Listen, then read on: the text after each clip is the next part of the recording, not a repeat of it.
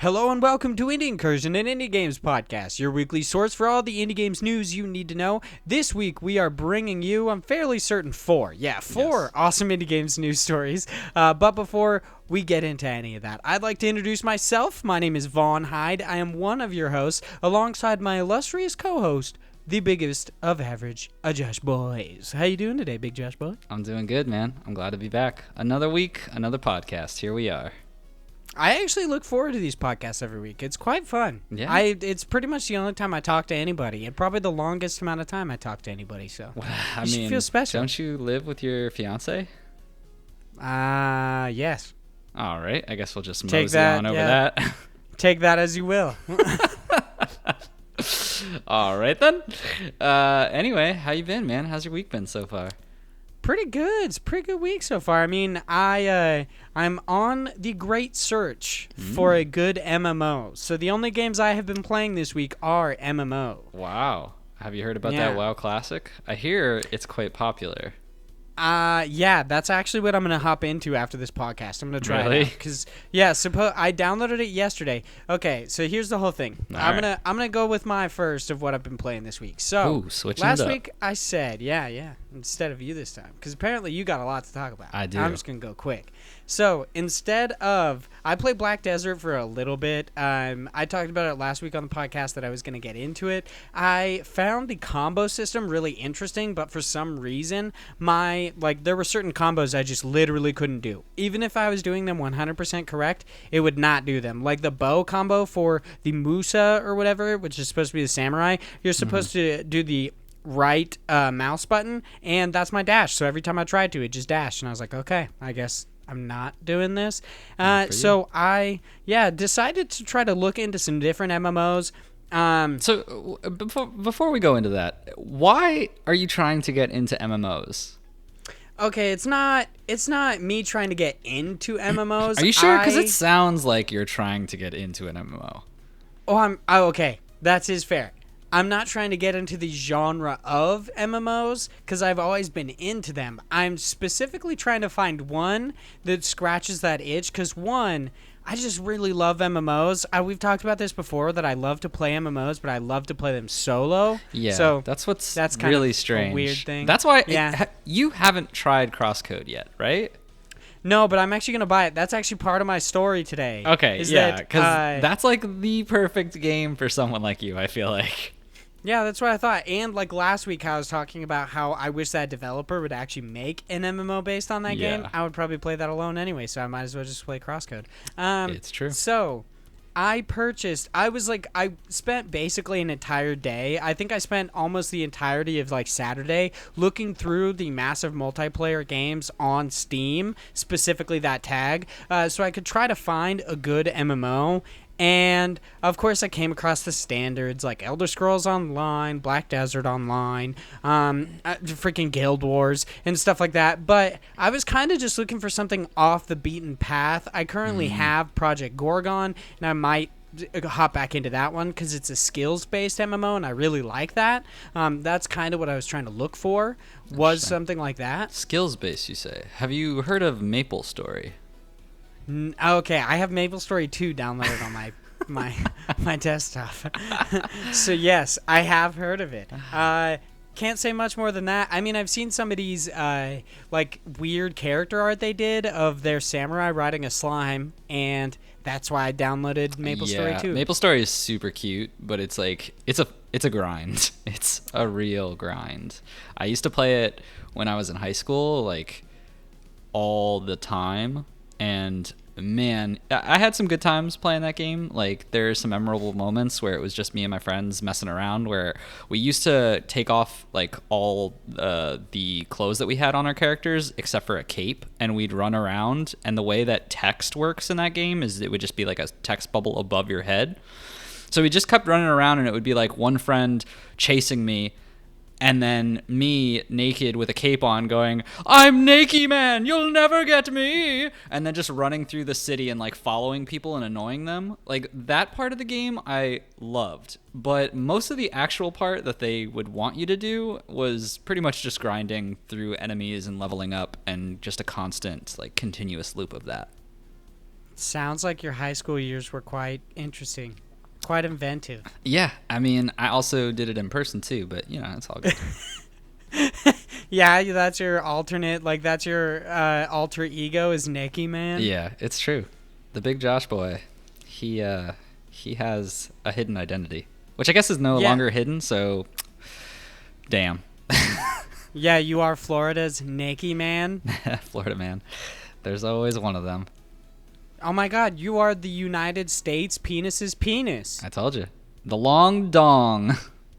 It just checks out. Everything is coming together. It's like that freaking Charlie's Murder board on Always Sunny. I don't really like being associated with a murder board, but yeah, that sounds about right. All right. I mean, I've said I killed you like 4 times. Oh, yeah, so. that's true. All right, I totally derailed your MMO story, so I'm sorry. Where were you going with this? So basically, I was just looking for a good MMO. I found a couple of different ones, and I had checked out their reviews. Surprisingly, it seems like MMOs are really divisive on Steam because not many of them actually have positive review scores. Instead, it's all like mixed or mostly negative. So I hopped into one called Legends of Aria, which I paid $30 for. Whoa. Whoa, boy. Yeah, because it just sounded really, really cool, and I was really excited about it. I downloaded it, got into it, and I was like, wow, this chugs like a motherfucker. Have you played more than 2 hours of it? Real bad. No, I returned it. Yeah, that's how I'm going to play Crosscode. Return that game right now. Yeah, that's okay. That's exactly what one of my friends said because I was telling him this story, and he was like, "You bought it on Steam, right?" And I was like, "Yeah." And he's like, "Have you played more than 2 hours?" I was like, "Dude, I played literally for like 5 minutes because I tried to run and I barely got like 10 inches. And then I realized when I went to go return it, I played for 20 minutes. When I thought about how much I played, I was like, I literally ran like 10 inches." And then I like hit something like twice. Superb. That took me 20 minutes. Yeah, it's fantastic. I mean, that's memorable gameplay right there. Yeah, and you only get 2 skills, which is super fun. I was like, wow, I love this so much. It's fantastic. Everyone else whines about too many action bars. Yeah, exactly. So I definitely returned that. Really pissed me off that even though I chose the Steam wallet option, Steam for some reason still took 24 hours to give me my money back. And I was like, I feel like this should be much easier for you. So I don't understand the 24-hour wait time. But yeah, now I've got $30 on my Steam wallet, and I think I'm either going to pick up Elder Scrolls Online and or Crosscode. I'm probably going to pick up Crosscode and Elder Scrolls Online because that's just what I do. Wholeheartedly agree that you should pick up Crosscode. Elder Scrolls Online, big old meh from me, but the first one... I want to make a samurai boy. I don't know. I played Elder Scrolls Online for like a little bit. I forget how I got it because I don't think I paid for it myself. I think someone bought it for me, which is kind of crappy on my part, but like, I don't know. I just can't click. I never really have clicked with MMOs. It's just something about the way that I feel all MMOs feel, where you like, you go to use a skill and you hit something and there's like this weird delay because obviously they have to have it because it's so much going on the servers. So it's not like MMOs just never feel fluid to me. And I always feel like there's this weird clunky aspect that I'm just like, I'd rather just play a single player game or a game that's multiplayer for like 2 people. Because, I mean, realistically, I only have like 3 friends left out of like my normal group because I don't really socialize anymore since I'm old and, you know, who needs to do that? But you've got me, dude. I mean, yeah, exactly. And how many games have we played so far together? None, because you suck. I told you to get Risk of Rain, you with bitch. Anyway, the point is, the game sucks. So anyway, I'll talk about games I'm playing if you're done. Yeah, I'm totally done. Oh, no, actually, I played some EverQuest 2, dead MMO, but super fun. I made a rat boy. I really like it, but I literally ran into a veteran player who told me I was an endangered species. He told me that he hadn't seen a new player in that game in months. Wow. And I was like, wow, That's fucking cool. I felt cool about that. That's cool. But decided if I actually wanted to play that, like, a game and wanted to get heavily invested, I should probably do it in one that's still alive. So I'm going to hop into World of Warcraft Classic today. Wait, I don't understand. Why would that matter? You don't like playing with other people. Because I want to do group stuff. It's just eventually. It'll eventually come down to that. Like, I want to try raids, but if there's only 12 fucking people playing the game on Earth, a raid is impossible. I mean, if they've been playing that all their freaking life, they might be the best players ever. So they might have figured out a way to do it with just 12 players. I think EverQuest 2 came out in 2004, and it's still pretty great. I'm going to be honest, it's still pretty fantastic. I'm probably going to hop in and out of it because at this very moment, it's still free for me. The guy told me that once I hit level 20, I'd have to pay a subscription. Oh, that's that weird. is also something that I didn't like because I was like, Yeah. okay, if I'm going to pay a $15 subscription every month, I'm just going to play World of Warcraft. Oh, that's another reason why I hate MMOs. That pay subscription is really what bugs me. I don't know. It's like the earlier versions of the gachas that they turned basically that into loot boxes instead. Yeah, I'm not a big fan of it either. I love MMO. If there's a game genre that I like more than kind of like 2D pixel platformers or pixel like action RPGs or Metrovanias, pretty much just any pixelated game, I should say, other than hard ones because I'm not good at video games. It is MMOs. I fucking love MMOs. Nah, you're and nuts. Yeah, they're just my jam. I just love them for some odd reason, I don't and I know, couldn't man. tell you why. But You got to do what you love, though. yeah, I'm trying to fill that black pit where a soul should be, and I feel MMOs are just the right size. You know. I mean, it'll take up a lot of your life, so it's a good choice. Thank you very much. So, what have you been playing since you're there's a lot. There's so many games you're playing. There's a lot. I want to talk about 4 games. One of them I'll save until we get into the news, but the first 3 I'll go on a rant because I've been playing a lot of games because my wife has been out for this week because she's off on work business stuff and I've just been alone at the house and I'm like, what am I going to do? And it just diverts to me playing video games for much longer than I should. And then like 3 o'clock in the morning rolls around and I'm like, I should be in bed. And then I'm really tired, but I do it again the next day. So I've been playing a lot. The first one is Creature in the Well. This was provided to me by Pop Agenda, and unfortunately, I did not like it. It's a game I really want to love. Like, there's a lot in here that is super cool. It's basically this story of a worker bot who comes to this town where there's like, it looks desolate. There's no one around. But it's actually everyone is hiding, and there's this creature in the well that originally there was power and it was, you know, a prosperous city, but this creature came in and essentially got rid of those robots, it seems like, or some kind of deep story of him controlling them now, and there's no one that's running this power plant, or so to speak.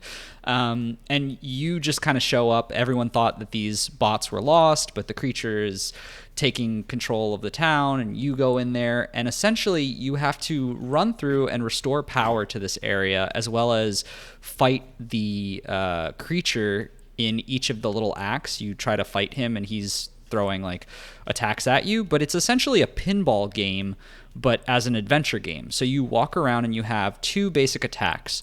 You have one where you smack these energy balls, which are essentially the pinballs, and you just smack them towards a certain direction.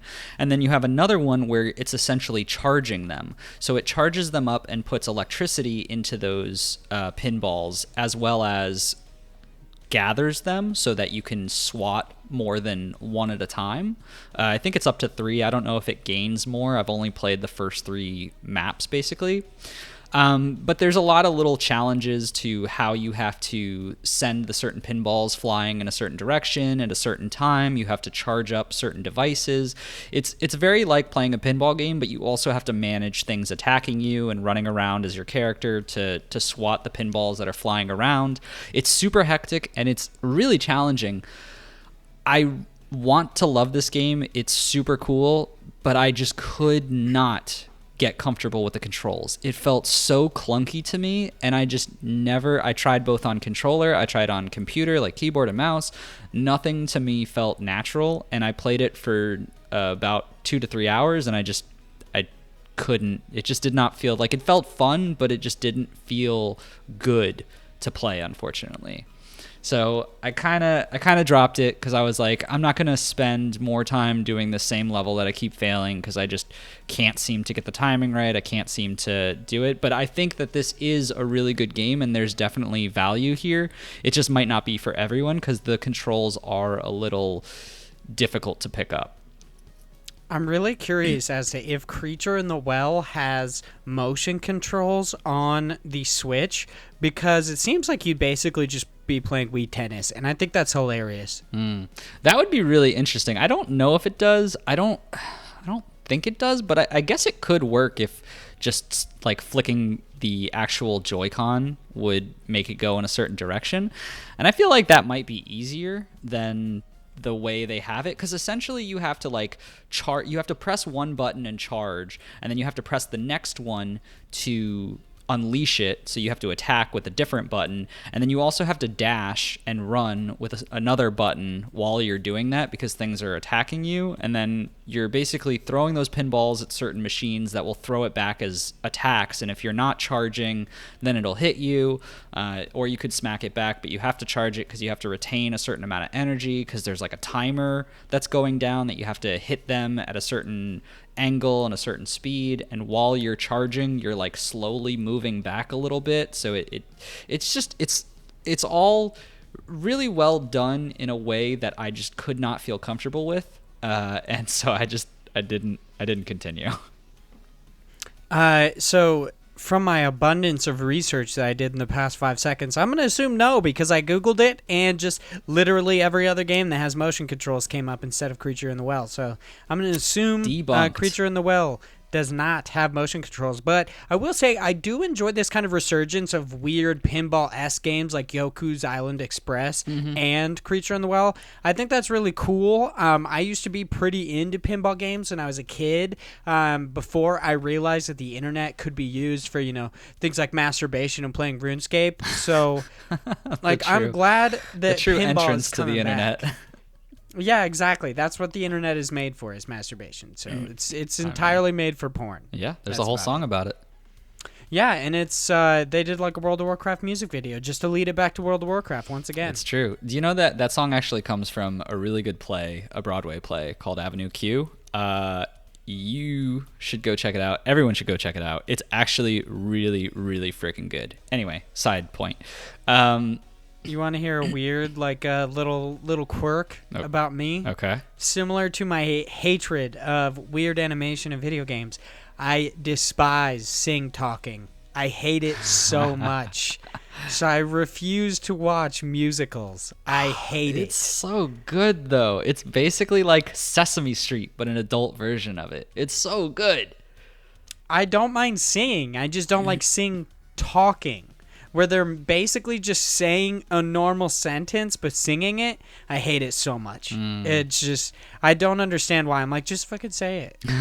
Don't be weird about it. Just say it. I don't remember how much they use in that, but you should still see it. It's really good. Anyway, so I dumped Creature of the Well, and I was like, well, maybe another time I'll jump back into it, but not right now. There's too much stuff going on. Hence, I jumped into Dragon Quest XI. I tried out the demo that just came out on the Switch. That excessively long demo? Dude, it's nuts. Literally took me 8 hours to finish this demo. And boy, did they leave you at such a terrible place. Like, your save transfers. Yes, I mean, that's fine. But it was more of like, what a anticlimactic way to be like, the demo's done. Like, you get to so many points in this game where there's like a cutscene and there's like this big like influential part where you're like, oh, okay, this is interesting. This is probably where they'll stop it. And it's like, nope. Okay, the next one comes up. Oh, maybe this is where they'll stop it. No. And then you literally get to this one cutscene where they're like, hey, we need to go find this person. And you're like, okay, cool. And you literally travel from one town to the next, and you get to a gate the cutscene, no cutscene plays, and it just goes, "The demo's done. Do you want to buy it?" And you're like, "What? How? Why would you end it here? Just end it at that last cutscene before this. Why would you just dick me around and make me ride on this horse to nothingness?" So it's kind of like if you were on the highway, like an interstate highway, instead of taking any sort of actual exit, you just randomly like barreled into a field. Yeah, they're like, "You're done." I was so That's fantastic.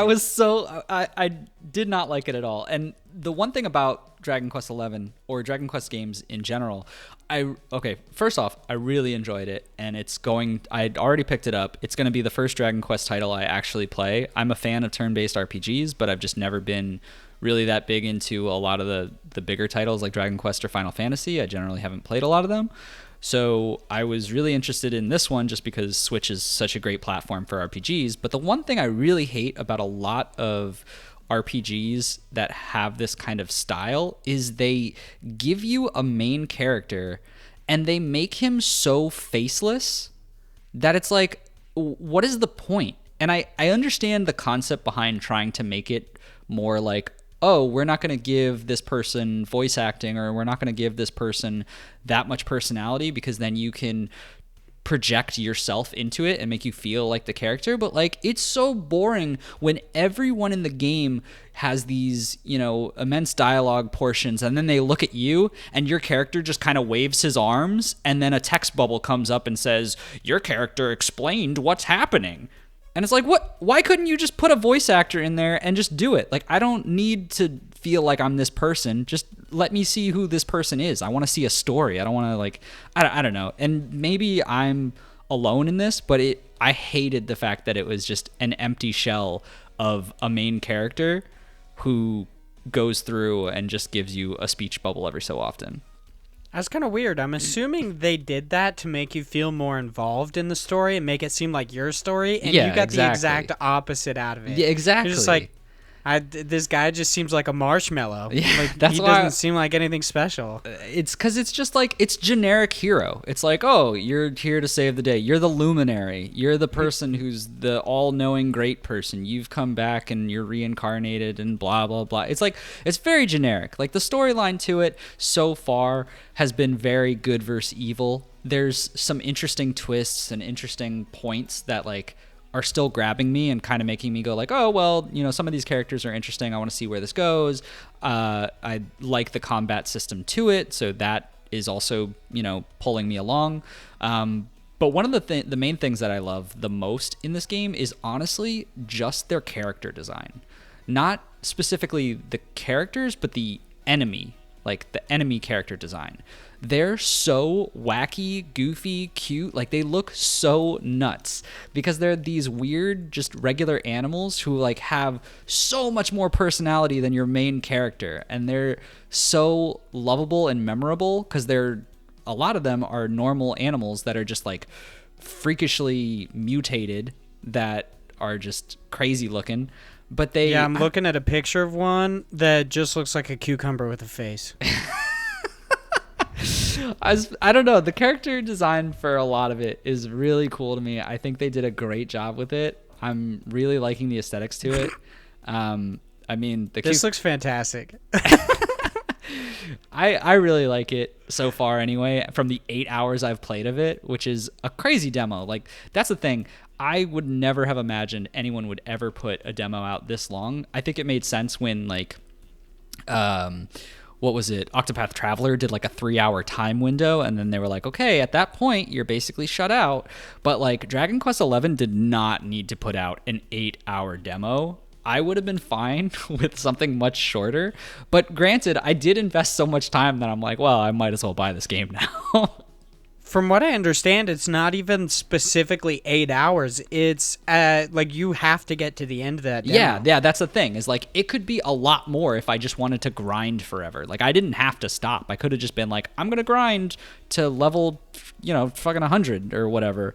But I just decided to, at a certain point when I hit that like that brick wall of an ending, I was like, all right, well, I guess I'll just end it here, and I've got other games to play. I'll pick it up when it actually comes out. So far though, like I said, really good, but just weird ending, and I hate the main character. Yeah, I was listening to GameSpot After Dark last week, and one of the like co-hosts on it said that he has put like 11 hours into this demo. Mm-hmm. Like, holy shit. You shit. very well could. Like, there was definitely, like, because that's the thing with me in RPGs. Like, I do like to run around and explore a lot, and I think this world is good for it, but there were parts where I was just like, where I get fatigue after playing so long for an RPG, and I'm just like, well, let's find out what more of the story is, or like, I'm done, just randomly grinding. So I could have spent longer, and if it was a full-fledged title, I probably would have, but hitting that brick wall, I even said I was playing with someone like on Discord. He was doing something else, but I was just online talking while I was playing. And I was like, oh, no, I don't want it to end. I was like, maybe I'll grind for a little more. And then I kind of did that for like 10 minutes or so. And I was like, what's the point? I'll just wait. And then you found out that the ending was still like 5 hours away. No, I had already known where the ending was. But it's all good. I'm definitely looking forward to it. And then the last thing I want to talk about, which is really quick, I've just been playing a bunch of the games from the new Super Nintendo titles that got put on Switch based on the Nintendo Switch Online membership. So it's $20 a year. And right now they released 20 different games for it, all from Super Nintendo Lifespan. Man, I love this era of games. There's so many good ones. I really love, and one of the ones that I love the most is actually pretty weird, is Kirby's Dream Course. It's like a putt-putt game, but with Kirby. I don't know why. That sounds fantastic. I have so much nostalgia for it. I used to play it all the time, and it's really good because it's just this system of playing putt golf, but like he'll hit certain enemies and it'll give him an ability. Like one of them will make him jump really high. One of them will make him so that he can turn like the spark one where he turns like electric, and it'll change how you have to get to the end hole or how you go through certain enemies. So it's just, I don't know. It was a really smart thing. It's very wacky, but it's so fun. I'm so glad that they're making the Super Nintendo titles and putting it on the Switch, just because I have a lot of nostalgia for those classic ones. I even wrote up an article, which just released on Parallax Media, of all the games that I still would love to see come. Where's my Super Mario RPG? I need it. But otherwise, yeah, they haven't announced. I think Nintendo specifically said they're no longer doing the monthly thing? The monthly stuff. Yeah, but they haven't announced how they're going to do it, other than saying that it's not monthly, right? Yeah, they haven't said anything more to that fact, which I'm fine. It doesn't have to be a monthly thing. I know there's certain games, like especially the ones that I put on my list, that I'll never get to see, just because of like weird licensing issues. But I really want Square to figure that out and be like, yeah, we're okay with it being free, and have Nintendo redo or just port Super Mario RPG. Or, man, if they could make like a remastered version, that would be a dream come true. I love that game. Yeah, I think it's a pretty awesome like value proposition now, because not only did they give you just SNES games entirely, but they gave you 20 and didn't increase the price of the actual package. It's pretty nutty. Like, it's such a good deal. I cannot believe that they're still just like, I hope that they kind of do increase the price, because I'd like them to improve their infrastructure, and they definitely have the reliability of like, hey, it's a good deal kind of a thing for them to push for it.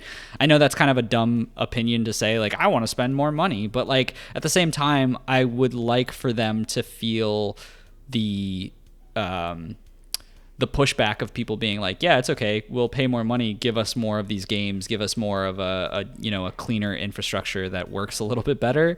But so far, it's definitely been well worth it, especially because I didn't actually pay for it, because Twitch Prime, I think they're still doing it. Twitch, if you have Amazon Prime, they're giving like a year away of a Nintendo Switch Online service. So I basically just have it for free and have been playing all these games, and it's such a great time. Would you say that like the inclusion of all of these games makes up for its kind of lackluster actual online offering? Oh no, not at all. Not at all. It doesn't make up for it. It makes it worth it that you like. Okay, how do I phrase this? It doesn't make up for the fact that their infrastructure sucks, but it just makes it reasonable that people would want that. Like, that service changes. It's no longer a conversation of you have to have this to play online games. It's more of like there's so much content and games that you want, and then there's this added bonus of like, and also you need it for online anyway, so you might as well pick it up. Like, the conversation has definitely shifted in my mind on that service, and that's kind of why I wish they would charge a little bit more, or at least put some of that revenue that they're getting from this to clean up their act on a lot of the online capabilities. But like I said, it's still a great service that I think everyone should be throwing just $20 for all of these games. Yeah, I'm definitely thinking about it. It looks pretty fantastic, and there's a lot of games that I want to try out in that generation. Yeah. But I would like to, just speaking of the games you are currently playing this week, I'd like to hop into our first news story. Let's do it. This is over on Game Informer. It is written by Andrew Reiner, I'm assuming is his last name, and it is Celeste Free Chapter 9 DLC arrives on September 9th. So as of this recording, it is already out. Yes. So if you are a Celeste fan, it is free. You could just go play it. That's true. Yeah, that's pretty fantastic. And I will give you an added bonus. Limited Run sent me an email saying, here we go. That I'm going to be getting my Celeste Collector's Edition in like October, which is still, it's a ways away, but at least I know it's coming. Yeah. So that's sweet. I mean, October's not too bad. It's only like a month. Well, it's like the end of October, so. All right. Well, a month and a half. You're fine. You'll be fine. Yeah, it's not too bad. I'm pretty excited about it. It comes with a little like plush of a strawberry. So, correct me if I'm wrong. You have Celeste already, though, right? Yep. Yeah. Okay. All right. How far did you get? Did you get to the actual end game content? No, I didn't. I haven't beaten Celeste yet. I was going to hop back into it when I got my physical release. Okay. As far as I got was the section of the game where you go to like the ghostly hotel. And at the end of that, when you get chased, that pissed me off so much that I didn't. I just stopped. Yeah. I mean, you could always play with assist mode on as well. That'll make it. Yeah, but I feel like a bitch. I know. I've gotten all the way. So I'll talk a little bit about it actually before we go into the news story, just really quick. So Celeste Chapter 9 came out, and I didn't even realize, but I didn't beat the end game content, and I never played Chapter 8, and I was like, oh, damn. I need to do like a bunch more before I even get into the DLC. So I had to, because one of the things is they kind of like stop you at Chapter 8 and they're like, hey, you have to go get some hearts first, because there's blue hearts that are like collectibles on each level that are in a lot of case very puzzly to find. Like they're really weird. Like some of them are just like hidden because you have to use this weird side hack where you get your dash back if you go to a different screen and you like hack your way up just in the air. And then another one, there's a bunch where you have to just dash in a certain pattern in like this one area. And like I definitely didn't find those out on my own. I just Googled it because I was like, well, I want to play this game. Let me just get the hearts. So I got 4 hearts, which is what you needed to do Chapter 8. I played Chapter 8, which is the core of the mountain, which was super fun. And I was like, damn, I should have actually played this back in the day. But then I got to Chapter 9, and man, it is so much rougher than like Chapter 1 through 8. And I don't mean rougher in a bad way. I mean like it is brutal. The amount of time I spent on each individual stage is like crazy.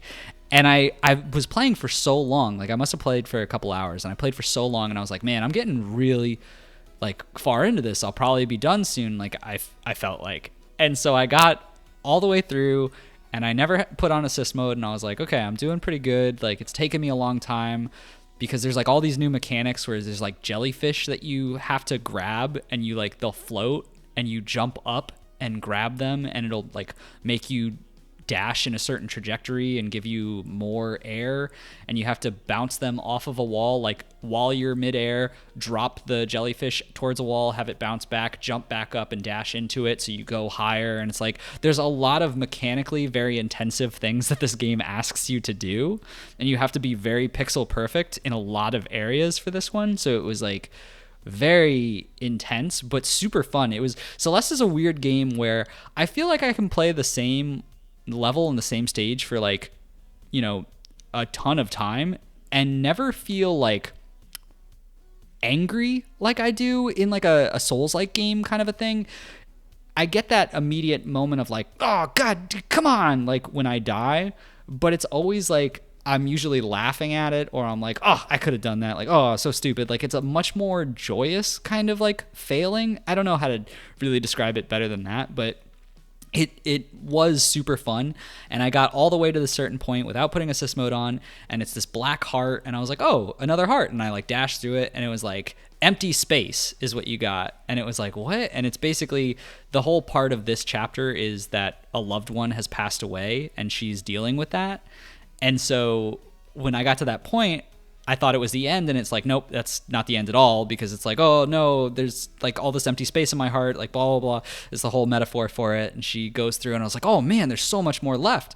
So I was like, okay. And I rushed through, and it gets to this part where all of a sudden this giant wall slams down, and it's like, okay, you have to have all of the hearts in every level to get past this. And I was like, well, I'm going to stop here. And so yeah, that sounds excessive. Yeah, and so now I have to go back and collect all the hearts, and I was like, okay, I'll go do this later. I've got other stuff that I have to get to, but like that part was super fun. I was like, I wonder how far I've gotten in it. And so I checked a speed run of it because I don't care about spoilers or, ruining things for me. I just wanted to see how much I really had left. And I was like, oh, okay, I've done a third of chapter 9.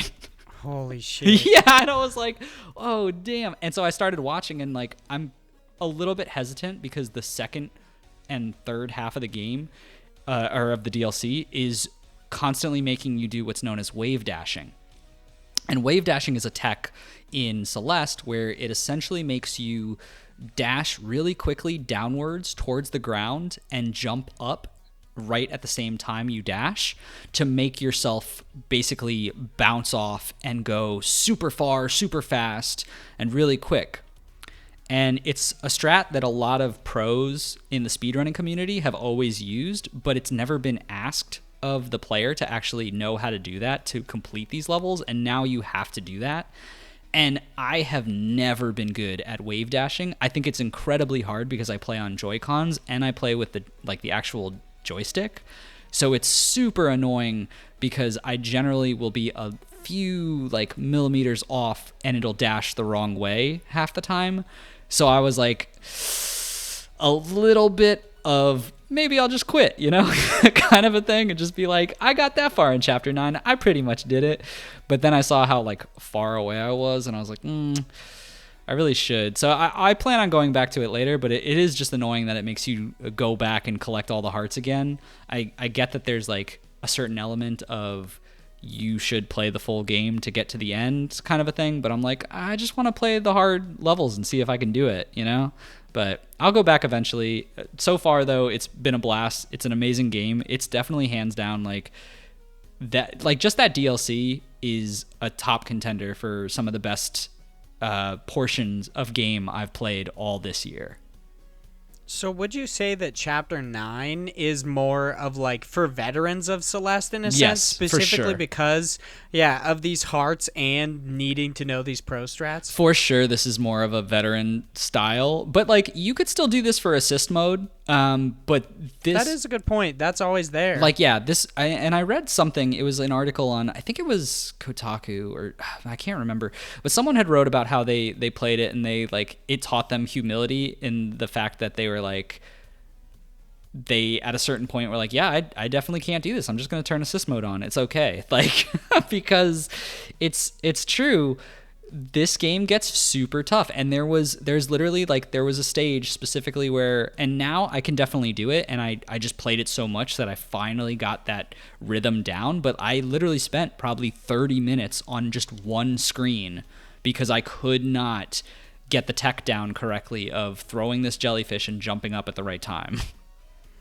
It seems like Celeste has really, like, within the past 2 years, has really taught gamers about just perseverance and, like, teaching you that you can actually do something, and pretty much that it's okay to ask for help. There's no shame in it, let alone the obvious, like, bits of mental illness. But I mean, it's about time. Sorry, no, go ahead. No, I was gonna say we should probably get into this article, but yeah, you feel free to say. Yeah, no, I was just gonna say it's really interesting that you bring that up, because that exactly what you said is such a super cool metaphor for what the entire game story and lesson is based around. That is very true. So this article, written by Andrew Rayner, is late last year, Matt Thornton, one of the creators of Celeste, took to Twitter to thank fans for helping Celeste reach 500,000 copies in sales, and also said that he and his team were working on some farewell Celeste levels. He also added that they are very hard, which it sounds like they definitely are. Those levels are actually a part of the 9th chapter called Farewell. Players who jump back into this difficulty and players who jump back into this difficult and excellent platformer will be greeted with over 100 levels and new story material. The DLC, which is coming to PlayStation 4, PC, Switch, and Xbox One, is being released by Thornson's new company, Extremely OK Games. Former publisher Matt Make Games Inc. Is a thing of the past. The name change reflects Thornton no longer making games by himself. Farewell also brings over 40 minutes of new music from Lena Rain, I believe is the way you say her name, and a variety of new mechanics and items to discover.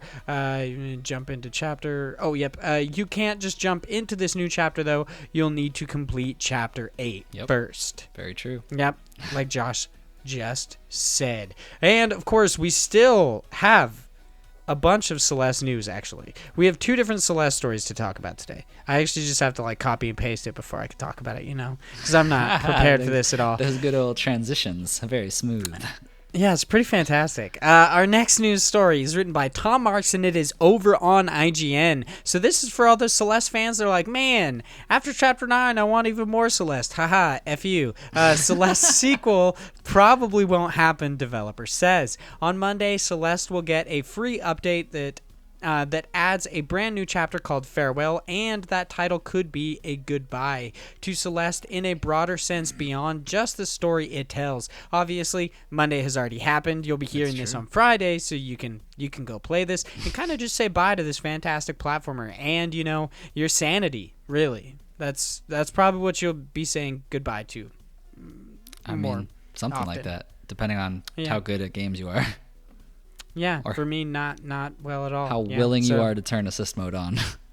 Dude, I'm going to go fucking insane. I'm probably going to try the part that I'm on like 2 more times. I'm like, screw it, dude. I'm going to do this in baby-ass baby mode. I'm just going to freaking play through with all the assists. I don't care. I mean, yeah. The other chapters weren't too bad, but like especially the later end of this game, I do not blame people for turning assist mode on. It took me quite a while. So Chapter 9 is a sizable update that has been in the works for a while, but as the team behind this indie hit the team behind this indie hit fully moves on to his next project, a new unannounced game, developer Matt Thornton tells me. Okay, he told him through email that Celeste does not have plans for a sequel.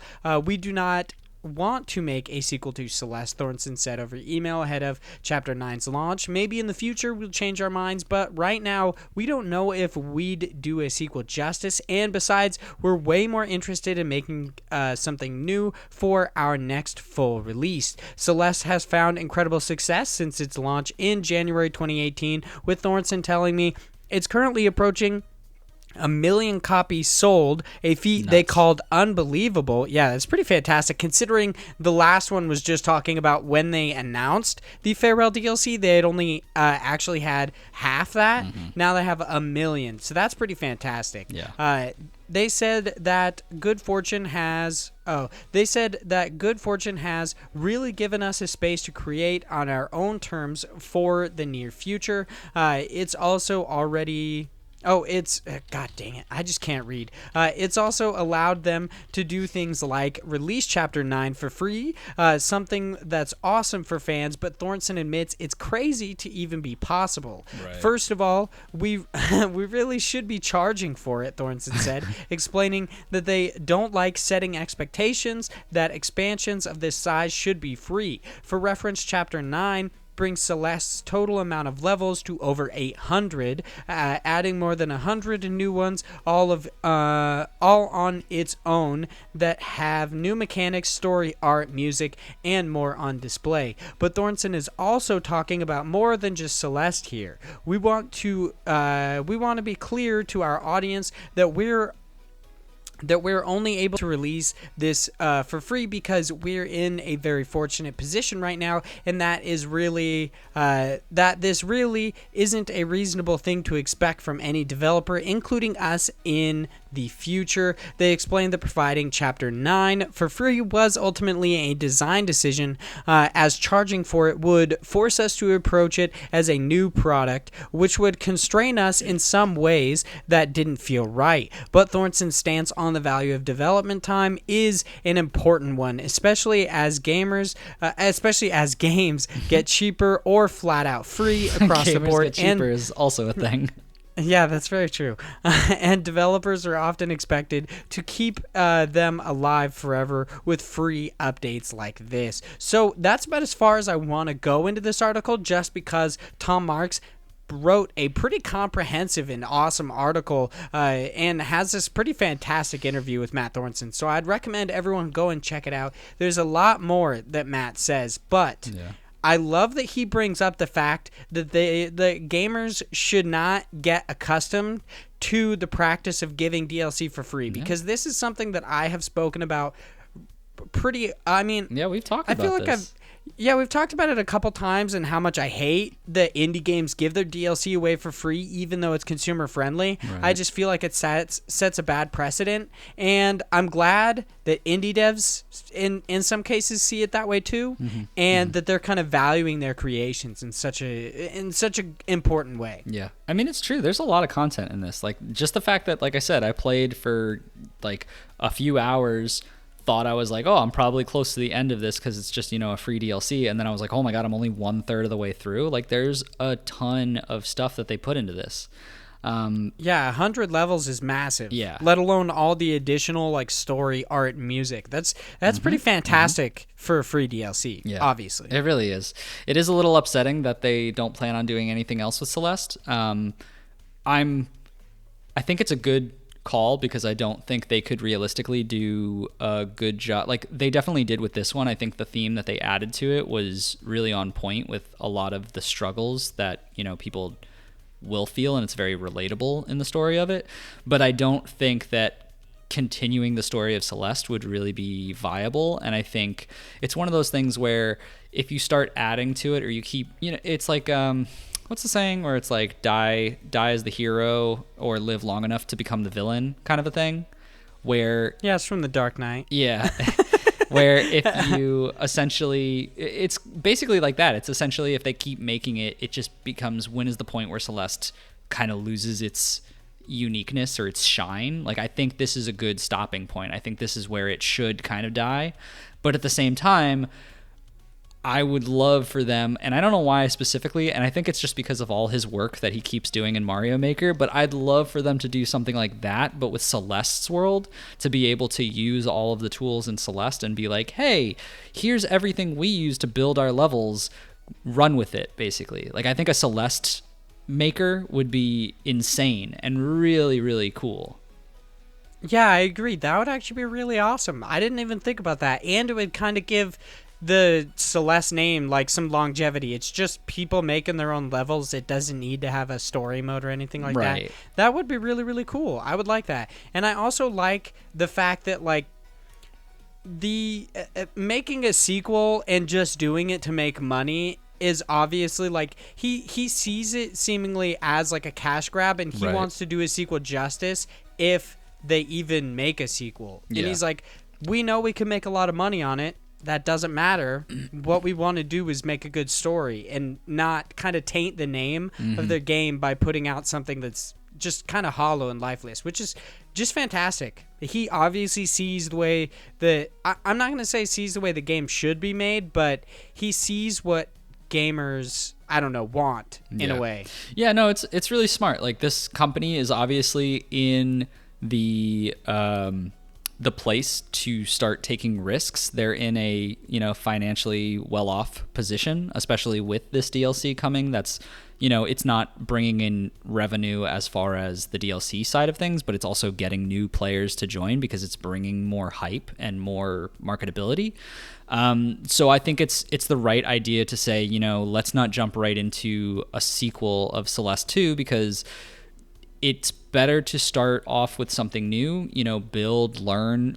This is the time to take those risks where you can. And then maybe after, their next title or the next two titles, they'll be like, well, now we've, experimented with different things. We've learned more. We're ready to tackle Celeste 2 and make it something that could actually be improved now that we've done more with our company and with our, experimentation of different game elements. Yeah, and you never know. Maybe they'll just go through a bunch of hardships in life and really just be in that zone again to make Celeste 2. I'm not gonna. I'm hoping that happens. Yeah, that's a weird. That's a weird. Seems sentence. like being a game developer is a pretty hard thing to do. So you never know. I mean, that's very true. Seems like an inevitability. But speaking of an inevitability, or lack thereof, seemingly, our next news story is on Nintendo Life, and it is written by Ryan Craddock. It is Bloodstained team shares update on incoming Switch fix, which is kind of funny because they share an update on an update. Yeah. But there's still no set date. As you may recall or even remember firsthand if you bought it, Bloodstained Ritual of the Night on Switch didn't quite reach fan expectations in the overall quality department at launch, with assets less impressive than other versions, a weaker frame rate, and frustrating load times, all adding to a disappointment. The team behind the game promised an update to enhance the overall experience and fix major issues. That promise came in July, and while the patch still hasn't arrived for Switch owners, the team has now provided an update on how things are going. Sadly, a release date for the fix is still unknown. As mentioned, and these are the developers talking. These are quotes from them in this Nintendo Life article. As mentioned in the last update, the bulk of our development resources are still being put into the major Switch update. We don't have an ETA to share with you on the full revamp, but we are on track to deliver on our eternal dates. One of the things the team is doing now is going through the game and identifying visual effects that are slowing things down. Where possible, we have optimized or replaced effects with ones that aren't as impactful but visually look the same. Once the revamp is made public, you'll see effects that are more clear and won't drag down the frame rate. We have a lot more of these kinds of improvements in progress, with tons of work being done on input delay, not important, on input delay, stability, and more. But we felt that this was important to give you an idea on what's being worked on. As you can see, the majority of the studio's resources are now being used to work on the Switch update, although other updates for all platforms and bug fixes across the board are currently being worked on too. When all is complete, it'll be time for the team to work on additional content. So, get your this shit game's together. still not fucking fixed on Switch. And doesn't seem to be like getting fixed anytime soon. Yeah, I only have one thing to really add to this, and it's basically the comparison to how Hello Games treated this. So Hello Games had the same thing with No Man's Sky, where basically they messed up, they done goofed. It was a really bad release, and then they kind of just went in the dark. Yeah, they just disappeared. And I feel like that's the way they should really be taking this, because it just seems half-assed with what they're doing. They're literally saying, hey, here's an update, we're still working on it. Like, yeah, we get it. Like, no one thinks you would just up and leave now. And if you did, I mean, it's kind of me. The fact that they're giving these updates, I'm like, dude, would it be hilarious if they just didn't update it? Yeah, that's what I'm saying. Like, I feel like it's even worse that they're just being like, we're going to meet our internal dates. Like, give us your internal dates then. If you want to be transparent, be transparent. Like, don't try to just halfway be like, we're still trying, guys. Here's some info, but not all of it. Like, don't, like, either give it to us or just go in the dark and then work on it and come back and be like, here's the update, sorry.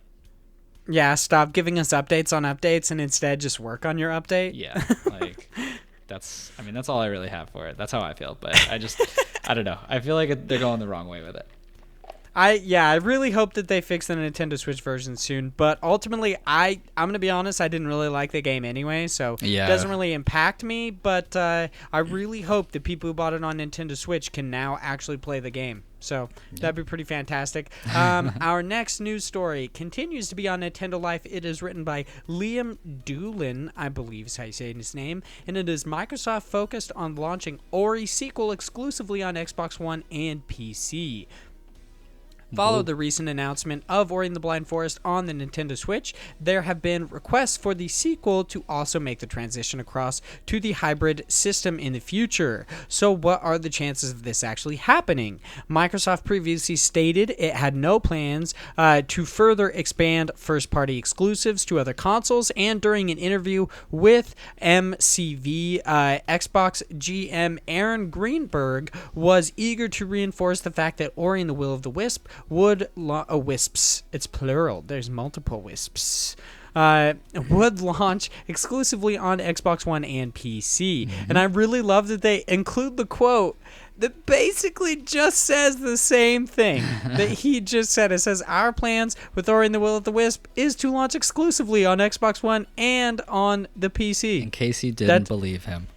Yeah, you just had to reiterate that. Thank you so much. As for how the original game made it across to the Switch in the first place, Greenberg explained Moon Studios, the team behind the title, simply asked and Microsoft was happy to cooperate. So hopefully there's a chance that the sequel will make the Switch as well.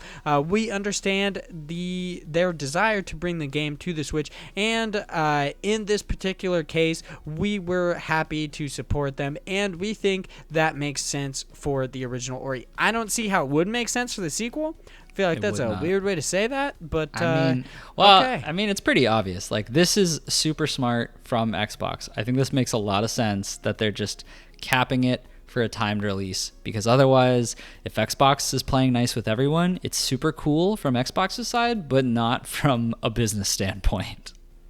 That is true. Yeah, it's going to be less of it. It's not going to be thought of as an exclusive. It is instead going to just be another like indie platformer. Yeah. So yeah, I definitely understand it. I just don't like the wording where he says, like, if it makes sense kind of a thing. I'm like, I mean, it makes sense. It's just, okay, whatever, dude. Like, that's a weird way to say that, but cool. Yeah, I had assumed that Ori and the Will of the Wisp would not, at least at release on, or at least on release day, actually come to the Nintendo Switch, but it seems like there are no plans to do it at all. I'm interested to find out if it was actually just as easy as asking Xbox, like asking Microsoft, hey, can we put Ori and the Blind Forest on the Switch? And they're just like, sure, why not? Yeah, I'll ask for a couple of games if it's that easy.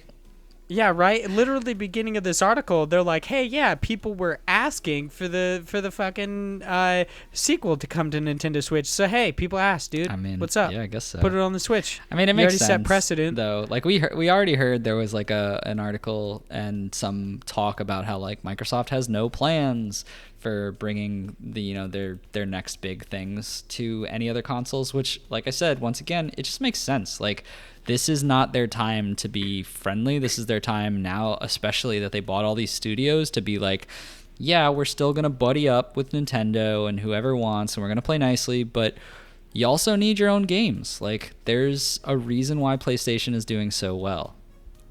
Yeah, this is the time for them to beef up the offering for their next console. Exactly. That makes a whole lot of sense, Big Josh Boy. But you know what also makes a lot of sense? Newsgram. Cram, cram, cram, cram, cram, cram. I like how that one kind of sounded like the. Yeah, it's pretty fantastic. Yeah, it's not what I was going for, but it just kind of happened at the end there. Sometimes you just got to improvise, you know? News Cram is our weekly wrap-up segment where we, the hosts of Indie Incursion and Indie Games podcast, cram you full of all sorts of indie games news. This week on News Cram, we actually don't have any quick indie games news story for you, but instead have a whole lot of new stuff. Technically, I could have written some of these as news stories, or at least like one of them specifically because it did have some additional news in it, but the news was more like contextual to why the game had been delayed for so long, so I decided to actually not write that in news and instead just include it as new stuff. So for our first item in this week's new stuff, it is only tangentially related in indie games, but that doesn't really matter. I don't care. I'm just gonna do it anyway. That is the inclusion of Undertale's Sans in Super Smash Bros. Ultimate as a costume for the Mii Gunner. This outfit is available now and can be purchased for the dirt cheap sum of 75 cents. And as an added bonus, Sans is accompanied by a sweet Undertale remix track arranged by none other than Undertale creator Toby Fox. Super cool. This next one, yeah, that's pretty fantastic. Have you? I don't even know. Do you have Super Smash Bros. Ultimate? Yeah, I do. But are you gonna pick up the Mii Gunner? no Sans way, outfit? no way. No, I don't care. It's super I don't care cool, but enough not because that it's just a cool? Mii Gunner. If he was like his own character, I might consider it. But I'm also not paying for the fighter pass, even though I really want Banjo. But I mean, nah, I'm not gonna do it. So this is something that I seemingly just don't understand. Is it optional to purchase the fighter pass or just purchase like the? So I know you could purchase the fighter pass to get all of them, but is it possible to just purchase each individual character? I believe so. Let me do some snooping and I'll answer that later. All right, sounds good. I've got a whole bunch of more new stuff to talk about anyway.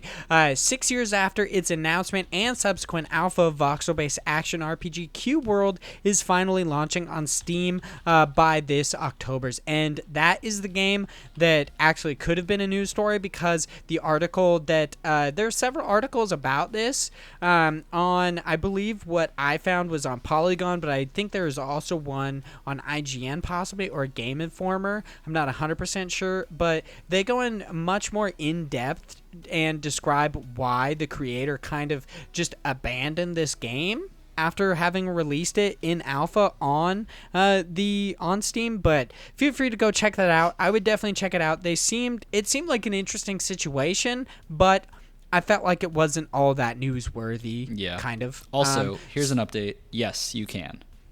Oh, well, there you go. Awesome. That's pretty fantastic. Announced during last week's Nintendo Direct, migraine-inducing puzzle game Return of the Obra Dinn is making its way to Xbox One, PlayStation 4, and Nintendo Switch sometime this fall. This next one is for all those frugal gamers out there taking advantage of their Xbox Game Pass. As of this recording, you can play Motion Twins' roguelike Dead Cells and Flight School Studios in...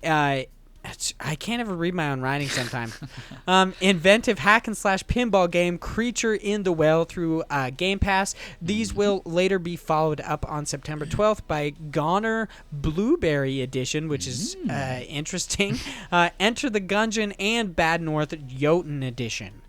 Announced by developer Concerned Ape on Twitter, Stardew Valley's 1.4 update will allow you to raise fish and collect their eggs for some nefarious purpose like the psychopaths you truly are. Yeah, that's what you get. I'm going to insult you guys every time Stardew Valley comes up. Suck it.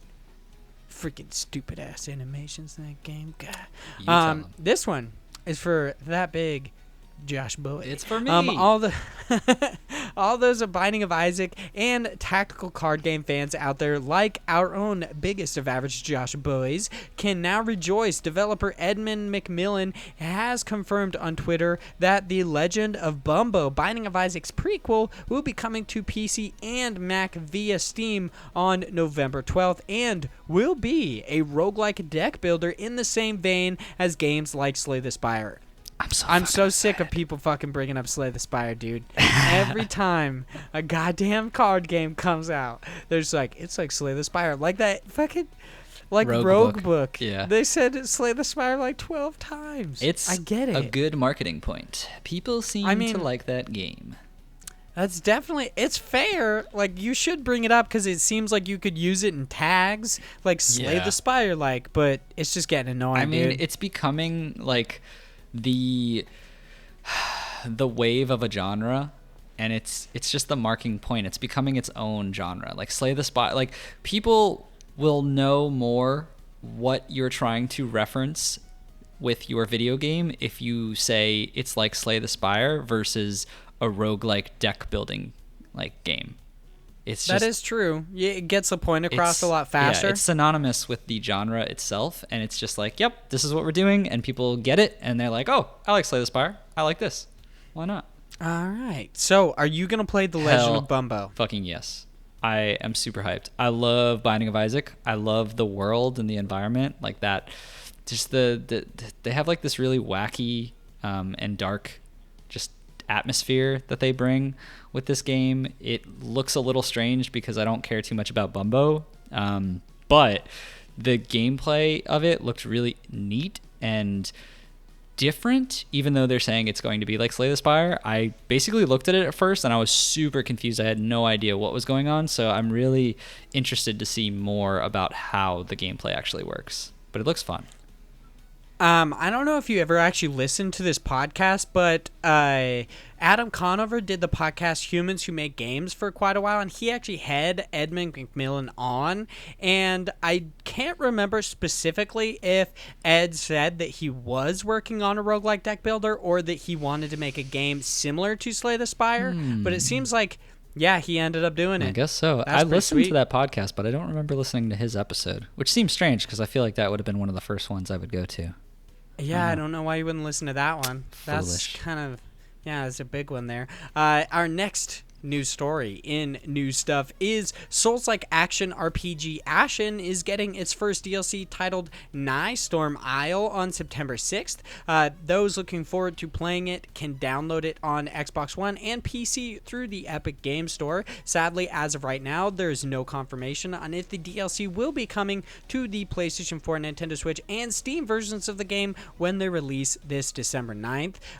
There's no news on it, but I definitely think they will be. Like, let's be real. These will probably come out. Dead Toast Entertainment's My Friend Pedro is officially getting a physical release this November 12th. Purchasers will not only get the game, but also an 11x17 poster and a digital download of the game's soundtrack, all for the low price of $29.99.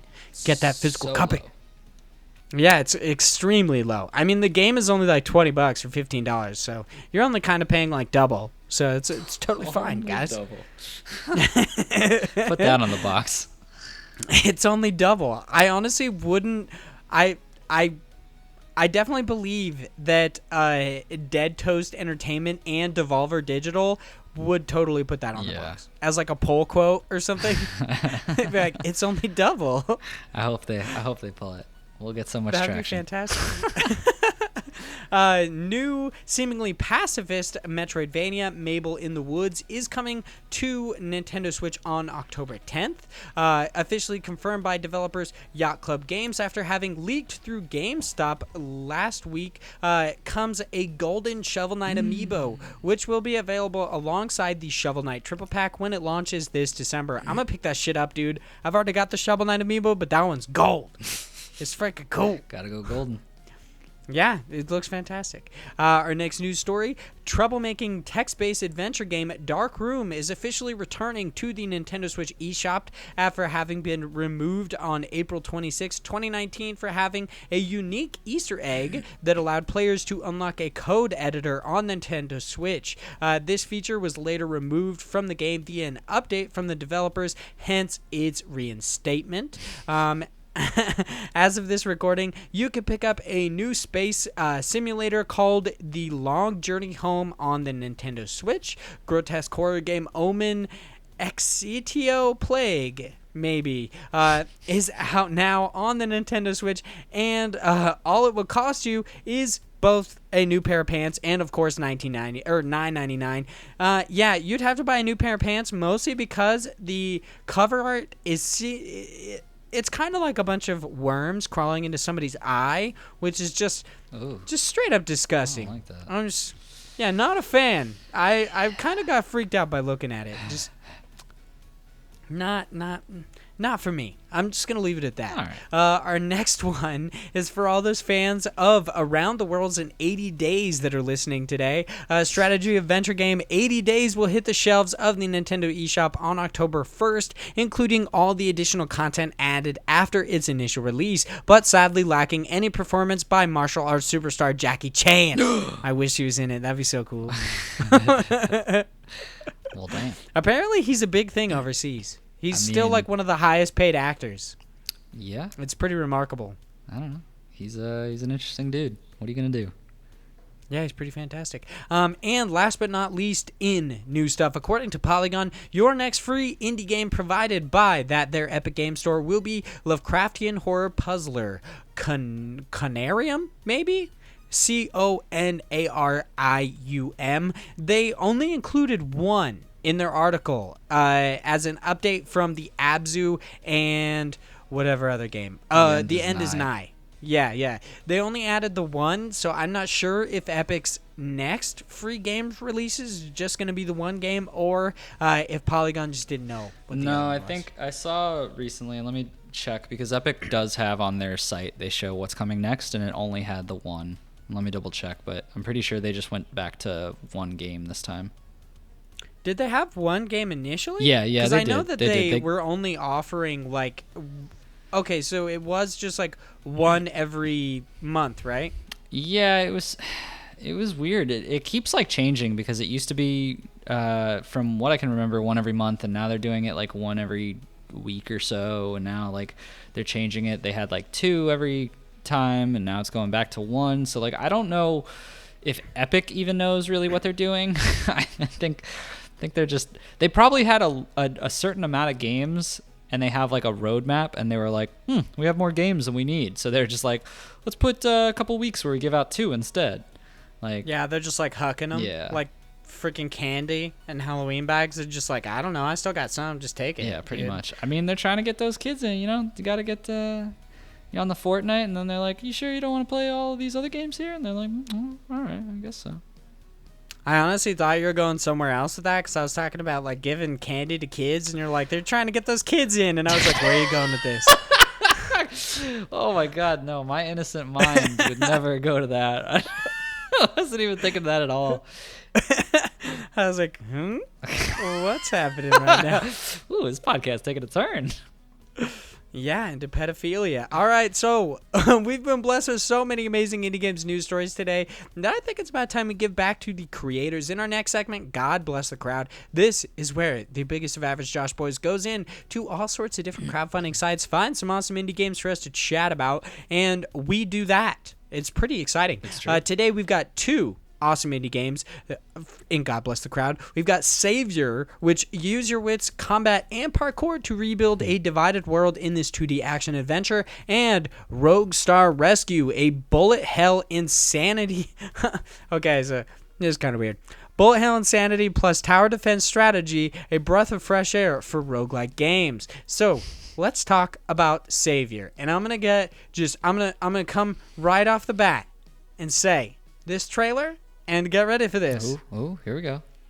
Yeah, because I talk a lot of shit about trailers, so you guys should know what's about to happen. This freaking trailer right here, dude, is awesome. Wow. This trailer is fantastic. I love this trailer. I'm going to tell you right now, every beef that I would possibly have with this game, not even a little bit. I'm totally sold on this game. This game looks amazing. It doesn't have weird-ass animations, which it seems like it should, considering it's a 2D pixel action platformer that includes just freakishly well-animated parkour. Yeah. It looks awesome. So Savior is asking for $48,000. That is their goal. They currently have 466 backers with 28 days left to go. They seem to be, I think it said there were 20 some odd Seems to be like they're about a third of the way to their goal. Mm-hmm. I definitely think that they will hit their goal because this game looks dope. I'm very excited for it. Yeah, I really like the thing that gets me actually that kind of breaks this across from other games of the same caliber is really the fact that you have the parkour thing, which is super just different, I guess, inside a pixel platformer. And Are then you gonna say the multi-directional combat? well, that is one thing which honestly I'm not as interested in, just because I feel like that's going to be annoying. What? It's so cool. It looks like kung fu movies. I mean, it looks cool, but I feel like playing it, I'm going to be dog shit of trying to actually work the controls the way they're supposed to. So I feel like it's probably not going to be for me. That's true. It's like me playing For Honor. I just get my ass whipped all the time. But I really like the fact that part of it is the use wits thing that they're trying to push along, and it's like you can talk your way out of certain situations, it seems like, or change what exactly will happen based on the text choices you make. I don't know how much they'll go into that, but if they push that as a big angle, I think that would make it a little bit better for me as well.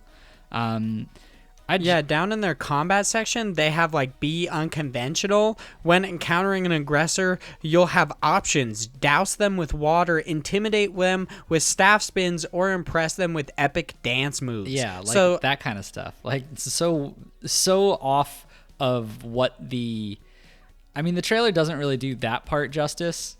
Because that's a good point. It's obviously showing the combat, so it's like I don't know how deep they're gonna dive into that ordeal. But if they play into that a little bit more than they did with the trailer, I feel like this would be a good game for me, just because I like that kind of stuff. Like anytime I play RPGs like the Fallout games, I usually try to go into really like charismatic, really personable, try to talk my way out of things and be conniving that way and get out of things, and then have like, you know, certain skills to get my way out of situations where I'm like, oh, I'm not gonna talk my way out of this one, gotta blast some baddies. But like I enjoy the strategy of trying to talk my way out of things as well in games like this. I think this game is so cool. Honestly, I think basically everything about it is cool. I like the multiple ways that you can get through situations like you do. I love the actual just seemingly moment-to-moment gameplay of this game. The parkour looks amazing. The combat looks awesome. I love that it's obviously seemingly reminiscent of older kung fu movies, like I've said. Mm-hmm. I honestly am just so sold on this game. This game looks so cool. I want it to succeed, and the fact that she uses a bow staff is real cool, because I like bow staffs. I like me some Donatello, guys. Yeah. Wow. Yeah, I mean, it's true. And honestly, it's not a bad price point. It's $15 to get the game. And your name in the credits. Credits, which is generally a thing, but yes. But yeah, it's like I said, not a high price point. It looks like it'll definitely be worth it, especially if you like platformers or games of this type of, you know, combat caliber. I really, once again, think that if they go a little bit more into the kind of stuff that we were talking about of the more unconventional side of things, that this will definitely be something that will have high contention of being, you know, up there in the top indie games. The only issue that so what consoles is this coming to? Does it already say, or is it only coming in this freaking like weird ass SNES style thing? Oh, okay. No, so it is obviously coming to Steam. Yeah. That is just they have it in one of the screenshots. It just says it looks like an SNES box, but it just says mock-up for nostalgic homage only. No actual physical copy available currently.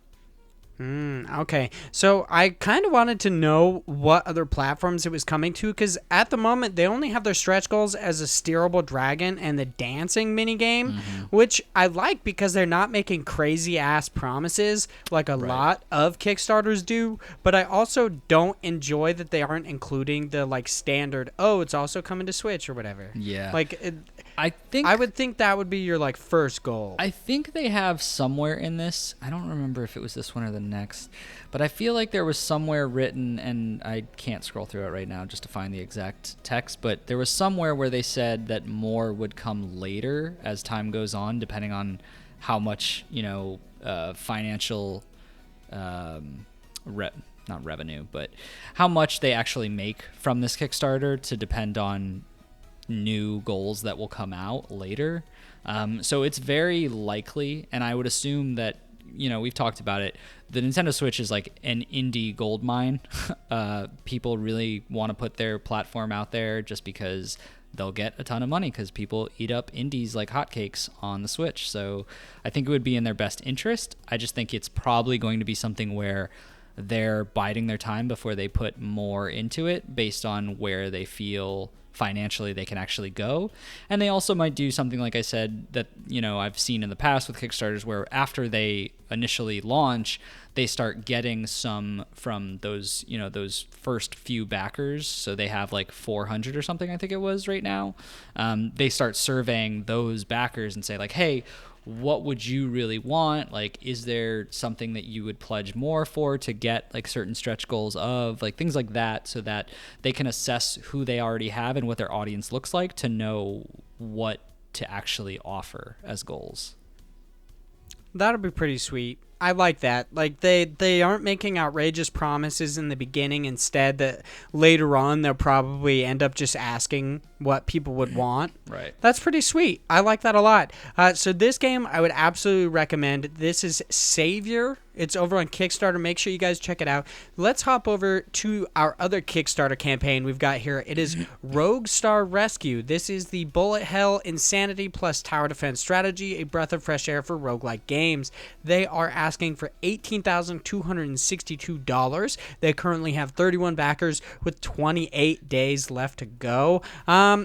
So I like the look of this game. I like the art style a lot. I think it looks interesting, and I do enjoy the idea of mixing both tower defense and roguelike, procedurally generated levels and such. I just don't know. I don't know if this is going to be the biggest hit. Like, the game looks really cool. I like a lot about it. It just doesn't seem to have, like, a whole lot of lasting value for me for some reason. Which is odd, because they say, like, in their trailer, and they say in their Kickstarter that it has multiple endings. There are different ways to go through the game. But for some reason, it's just not getting me. It just doesn't seem that interesting. It doesn't seem to be the breath of fresh air that they seemingly want it to be. Yeah. It's interesting. If you want to know a little bit more about it, we actually, which is kind of funny because I didn't even realize until a little bit ago, but we actually did an interview with the developers for this game up on Parallax Media, but it was like a few months ago that we actually did the interview, so I was a little bit surprised. I was like, oh, is this the same game? But it was just at the time they were working on it. Honestly, I have the same kind of feel that you do of, like, I'm not really too sure about it. I love the fact that they're implementing kind of like the old Star Fox style of, like, going to different worlds, it looked like. And I don't know if that's based on the same mentality of Star Fox of, like, if you complete certain objectives, you'll go to a different area, or if that's just you choosing it. I like the fact that it's adding that extra element. I've been a big backer of the idea of mixing genres. We talked about it a lot in last episode when I talked about Atomicrops and adding that farming simulator with a bullet hell type game. So this is kind of like right up my alley for the same style, but there's something about this game right now. And granted, once again, this is a Kickstarter, so it's nowhere near finished in that sense, but something about the visuals to it make it seem a little bit lackluster in my opinion. And I think that's what's really not selling me right now. I think a lot of this has super good potential, but there's just something about the way it looks right now, the enemies and the structures inside the game. It doesn't really fit the way I would want it to. I don't know if that makes sense, but it has, like I said, a lot of potential in the theme of it, and I think it could do really well. Just I don't know if right now is a good showing of where I want the game to be when it's fully fleshed out. Does that make sense? Yeah, that makes sense. Like it just looks really early, I guess. Yeah.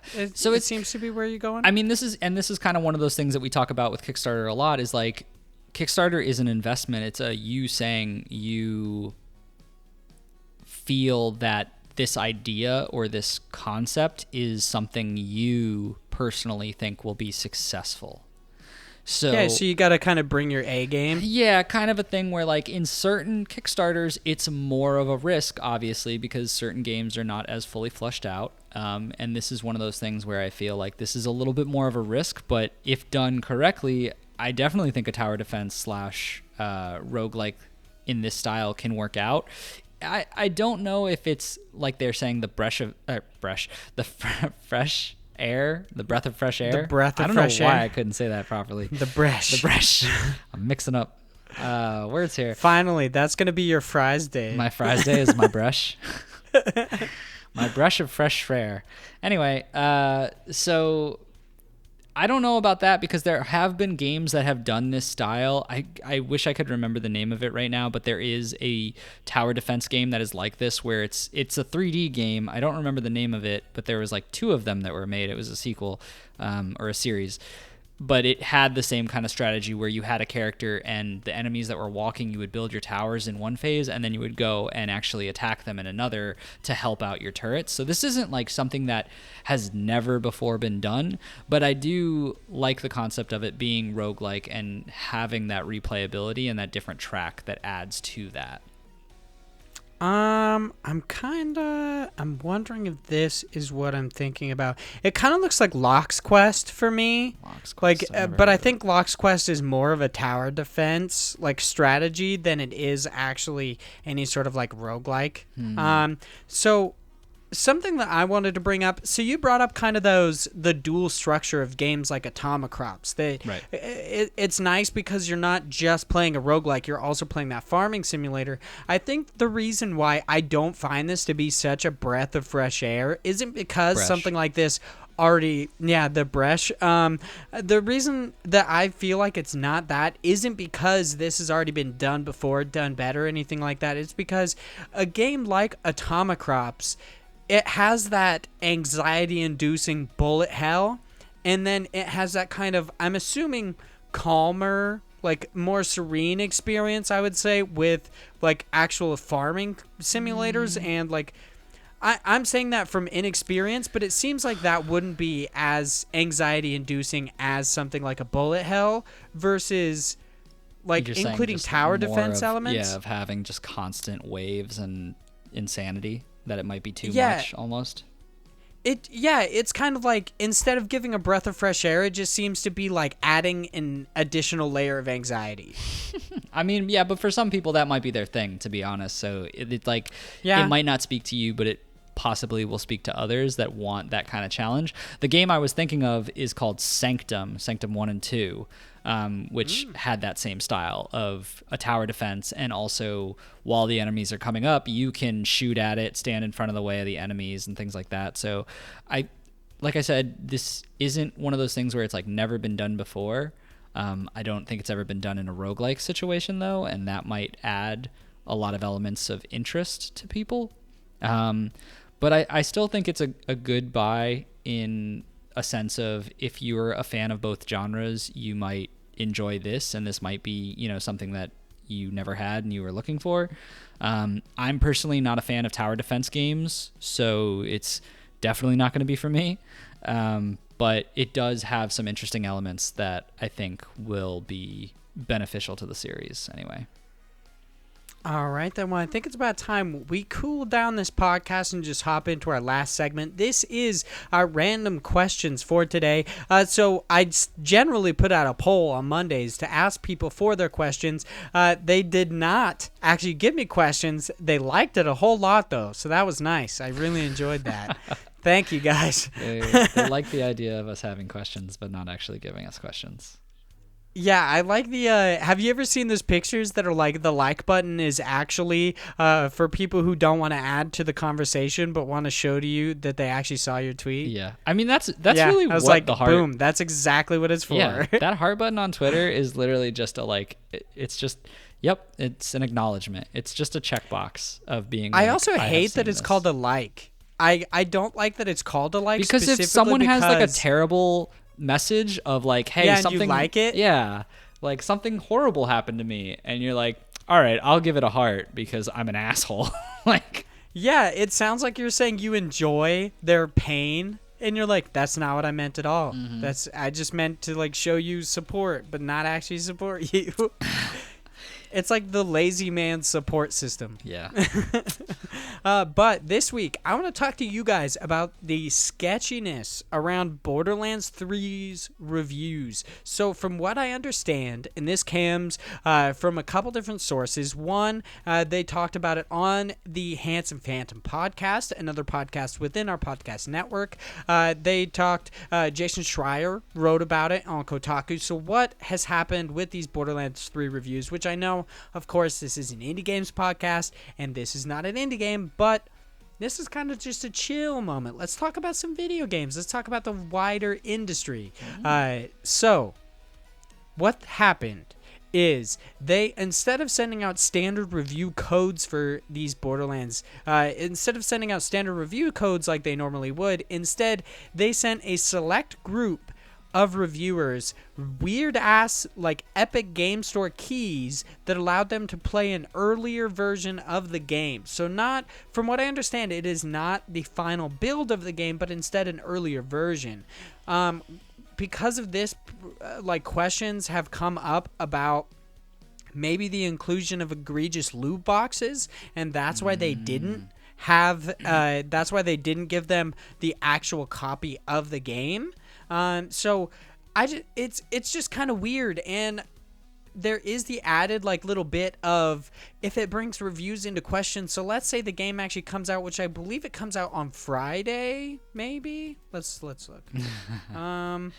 Borderlands 3. It might actually already be out, so I would assume if something was really weird about this, we would have actually already seen some stuff. Borderlands 3 release date. Yeah, It it's actually the is 13th, released so it on is the Friday. 13th.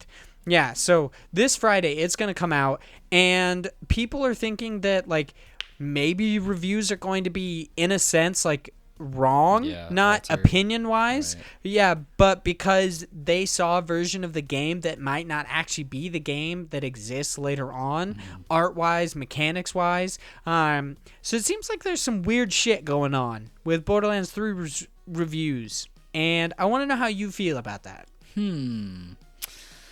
I mean, it's a little strange. I think the concept of, and I understand that obviously, like, the whole review process from the games industry is a little difficult in the sense that, like, games aren't the same as movies where you have, like, that 2 hours to watch, and usually you can be done with a movie before it's, like, officially released, and the person can consume that, and they can take that and, you know, run with that in a much smaller time chunk. Whereas with video games, it's pretty tough because maybe like this could be an innocent thing where Borderlands just, they like their team Gearbox just really needed that time to actually fully finish the game, and they were worried about having one of those incidents where they don't give out their game until the actual date that it's released, and then they don't have people reviewing it within time, or they have people crunching to just try and get to that review,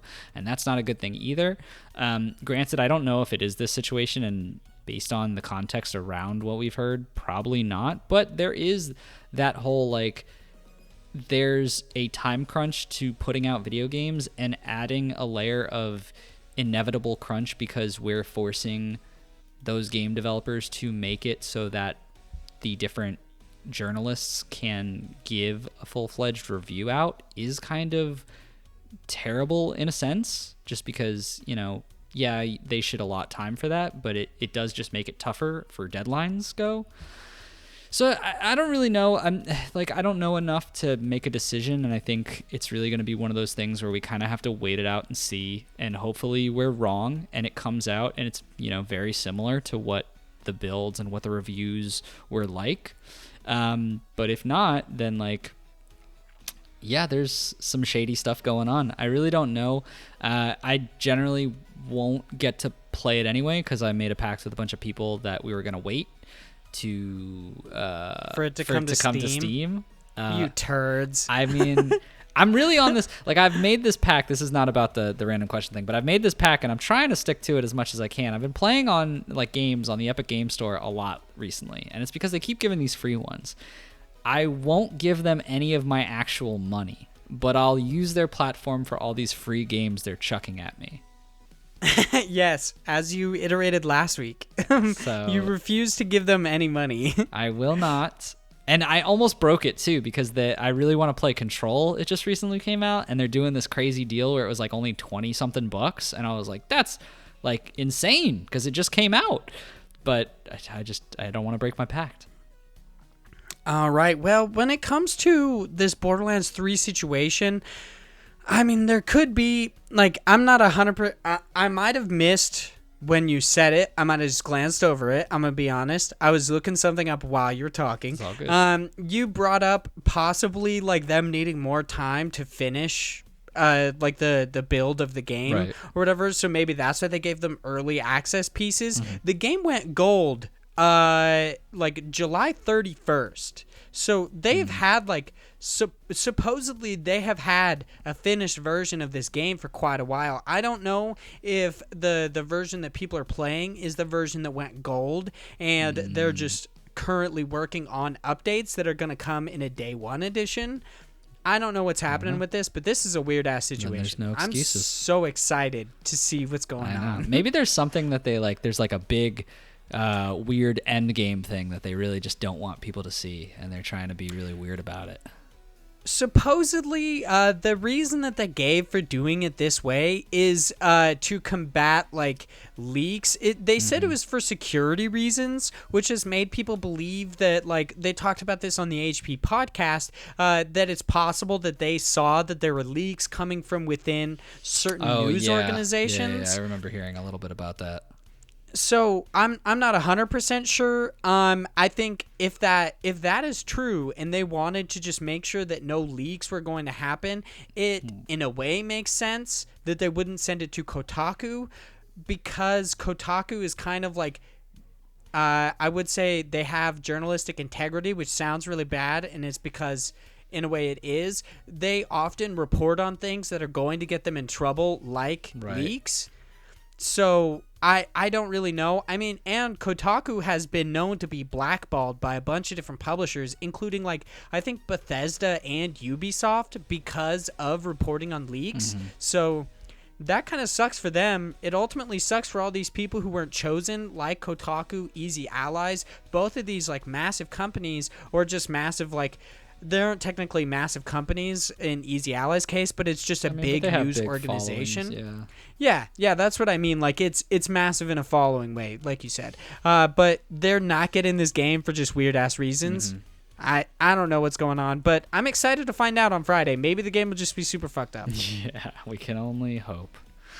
Maybe it'll be a freaking bloodstained thing where it's just ball sack on some platforms. Maybe. I don't know. I highly doubt it. I think it's, I'm sure they'll have some form of loot box agenda to it, but I don't think it'll be that egregious where they really would have needed to change it up and make it we sent you this weird copy that doesn't have it.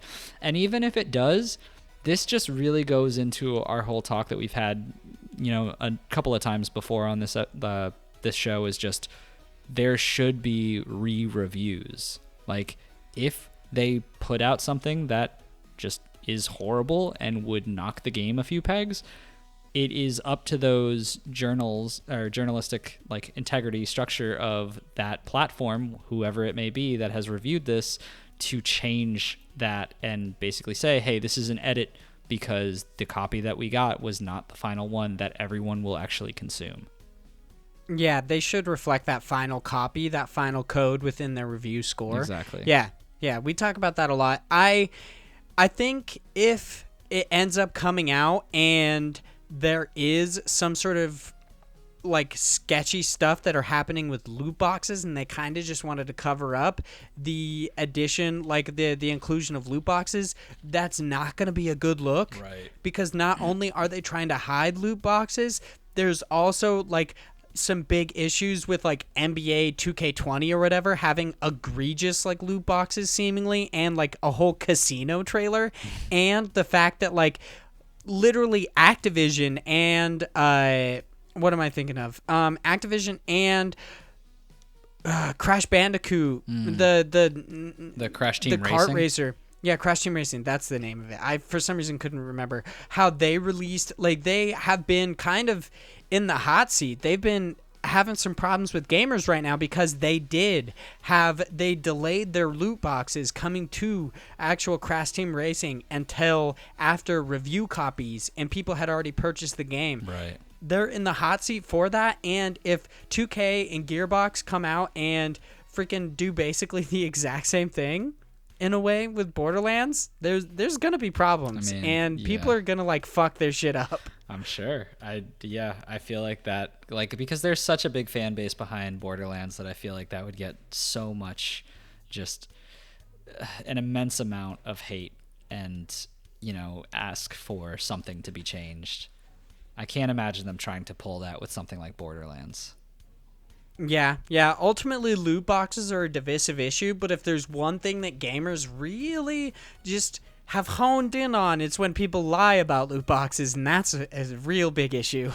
If gamers like are no longer divided and are just like they're together against something, you know that it's real fucked up. So. Yeah, just don't hide your loot boxes. How about that? Like, inclusion of it, I don't have any problem with it, if I'm being 100% honest, as long as they're not super egregious and pay to win. Yeah. But I mean, I'm fine with it, too. If it's just, like, a cosmetic thing, like, who cares? Like, if you really want it, you could pay for it. If not, I won't do it, so whatever. Yeah, it's just an additional revenue source. Right.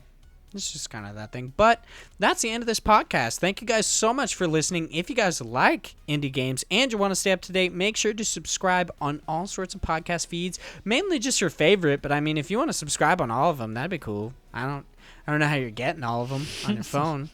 I don't know. Considering there's like, platform restrictions, but good for you, dude.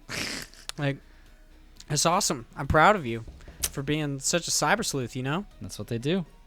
Yeah, that's I hope not, but sure, yeah. I don't know, maybe. That's the end of this podcast. Thanks so much for listening. If you guys would like to chat with us outside the show or write in with your comments, you can follow the show itself at IndiePod on Twitter. You can follow me at Hyde Legion, and you can follow the Big Josh Boy at _George90. Also, make sure to check out the other podcast featured within the HP Video Game Podcast Network. There is now a Twitter profile up for it, so make sure you follow that Twitter profile. Yes, there's going to be, as far as I know, there's going to be actual news on the podcast within it, and just check out some of the other podcasts. I brought up the HP podcast so many times within this. It's a great podcast. Also check out Active Quest. These are two fantastic podcasts, and a quick shout out to Joseph Yaden. Apparently the reason he was not actually on last week's episode of Active Quest was because he got a last minute, like, not necessarily like a job offer, but a freelance offer from IGN to write the Astral Chain guide, which is so amazing. Congratulate him over on Twitter. That's such a big thing for him because he's such a big fan of IGN and wants to write for them specifically. Like, that's his dream. So seriously, just kudos to him. Congratulations. That's amazing. Make sure you guys check out his podcast. Once again, for the third time, that's it for this episode of a lot of goodbyes in this one. And Indie Game Podcast. Thanks so much for listening, and we'll see you guys next week. Bye, guys.